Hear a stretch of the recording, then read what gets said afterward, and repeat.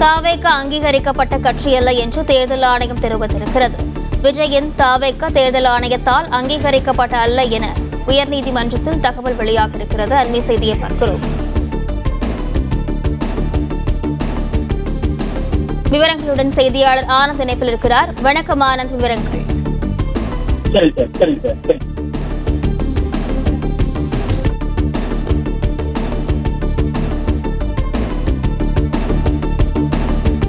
தாவேக அங்கீகரிக்கப்பட்ட கட்சி அல்ல என்று தேர்தல் ஆணையம் தெரிவித்திருக்கிறது. அங்கீகரிக்கப்படாத கட்சி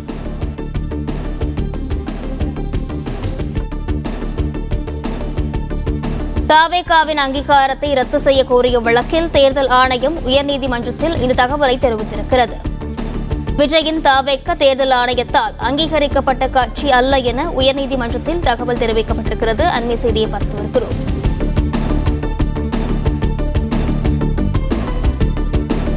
விஜயின் தாவேக தேர்தல் ஆணையத்தால் அங்கீகரிக்கப்பட்ட கட்சி அல்ல என உயர்நீதிமன்றத்தில் தகவல் தெரிவிக்கப்பட்டிருக்கிறது. விவரங்களுடன் செய்தியாளர் ஆனந்த் இணைப்பில் இருக்கிறார். வணக்கம் ஆனந்த், விவரங்கள். வணக்கம். நடிகர் விஜயின் தமிழக வெற்றிக் கழகம் தேர்தல் ஆணையத்தால் அங்கீகரிக்கப்பட்ட கட்சி அல்ல என இந்திய தேர்தல் ஆணையம் தரப்பில் சென்னை உயர்நீதிமன்றத்தில் தெரிவித்திருக்கிறது. மதுரையைச் சேர்ந்த வழக்கறிஞர் செல்வகுமார் என்பவர் சென்னை உயர்நீதிமன்றத்தில் தாக்கல் செய்துள்ள மனுவில் கரூரில் நடைபெற்ற தமிழக வெற்றிக் கழகத்தின் தலைவர் விஜயின் பரப்புரையின் போது ஏற்பட்ட கூட்ட நெரிசலில் சிக்கி 47 பேர் பலியாகியுள்ளனர். அரசியல் கட்சிகளின் குடும்பங்களுக்கும் அரசியல் கட்சிகளின் கூட்டங்களுக்கு பெண்கள், குழந்தைகள் என கூட்டம் கூடுவது மக்கள் பிரதிநிதி சட்டம் மற்றும் தேர்தல் நடத்தை விதிகளுக்கு முரணானது என தெரிவித்திருக்கிறார். எனவே குழந்தைகளை அரசியல் நடவடிக்கையில் ஈடுபடுவதை தடை செய்வது மும்பை உயர்நீதிமன்றம் உத்தரவிட்டிருக்கிறது எனவும், சட்ட விதிகளை மீறும் அரசியல் கட்சிகளின் அங்கீகாரத்தை ரத்து செய்ய மக்கள் பிரதிநிதி சட்டம் மற்றும் தேர்தல் ஆணையத்திற்கு அதிகாரம் இருப்பதாகவும், எனவே சட்டவிரோத நடவடிக்கையில் ஈடுபடும் கட்சிகளின் அங்கீகாரத்தை ரத்து செய்யலாம் என உச்சநீதிமன்றம் பல்வேறு தீர்ப்புகளில் தெரிவித்திருப்பது குறிப்பிட்டு தன்னுடைய மனுவில் தெரிவித்திருந்தார். மேலும் விஜய் மற்றும் தமிழக வெற்றிக் கழகத்தின் அஜாக்கிரதையால் முறையாக திட்டமிடல் மற்றும் அது போன்ற சம்பவங்கள் நடைபெறாததால் இந்த கூட்ட நெரிசல் சம்பவம் ஏற்பட்டதாகவும், எனவே இது தொடர்பாக உரிய நடவடிக்கை எடுக்க உத்தரவிட வேண்டும் எனவும் தெரிவித்திருந்தார். இந்த வழக்கு உயர்நீதிமன்ற தலைமை நீதிபதி ஸ்ரீவத்சவா மற்றும் நீதிபதி அருள்முருகன் ஆகியோருடைய அமர்வில் விசாரணைக்கு வந்த பொழுது, தமிழக வெற்றிக் கழகத்தின் கட்சி அங்கீகரிக்கப்படாத கட்சி என்பதால் அந்த கட்சியினுடைய அங்கீகாரத்தை ரத்து செய்ய வேண்டும் என்ற கோரிக்கை எழுப்ப முடியாது என தேர்தல் ஆணையம் தரப்பில் தெரிவிக்கப்பட்டது.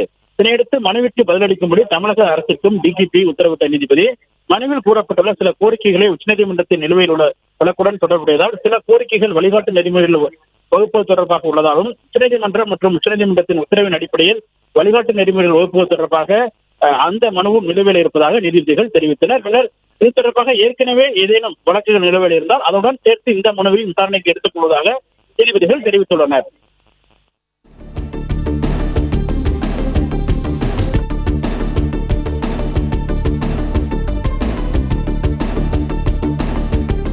தாவேக அங்கீகரிக்கப்பட்ட கட்சி அல்ல என்று தேர்தல் ஆணையம் தெரிவித்திருக்கிறது.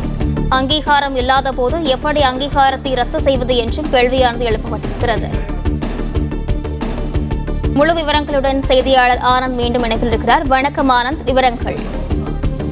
இந்த வழக்கை பொறுத்தவரை தமிழக வெற்றிக் கழகத்தினுடைய அங்கீகாரத்தை ரத்து செய்ய வேண்டும் என்ற கோரிக்கையுடன் தான் இந்த வழக்கு தொடரப்பட்டது. அதாவது தமிழக வெற்றிக் கழகத்தின் பரப்புரையின் போது கரூரில் நடைபெற்ற அந்த பரப்புரையில் 20 கூட்ட நெரிசலில் சிக்கி 41 பேர் பலியாகியுள்ளனர். இதற்கு அந்த கட்சியினுடைய திட்டமிடல் மற்றும் அது போன்ற நடவடிக்கைகள் இல்லாததே காரணம் எனவும், அதே போன்று தேர்தல் பரப்புரைகளின் போது, அதாவது அரசியல் கட்சிகளினுடைய தேர்தல் நடவடிக்கைகள் அல்லது கூட்டங்களின் போது குழந்தைகள் 18 வயதுக்கு கீழ் உள்ளவர்களை தேர்தல் நடவடிக்கைகளில் ஈடுபடக்கூடாது, அரசியல் நடவடிக்கைகளில் ஈடுபடுத்தக்கூடாது என உச்சநீதிமன்றம் பல்வேறு தீர்ப்புகளில் தெரிவித்திருக்கிறது. அந்த விதிமுறைகளை மீறி செயல்படுவதால் தமிழக வெற்றிக் கழகத்தினுடைய அங்கீகாரத்தை ரத்து செய்ய வேண்டும் என்ற கோரிக்கையுடன் தான் இந்த வழக்கு தொடரப்பட்டது.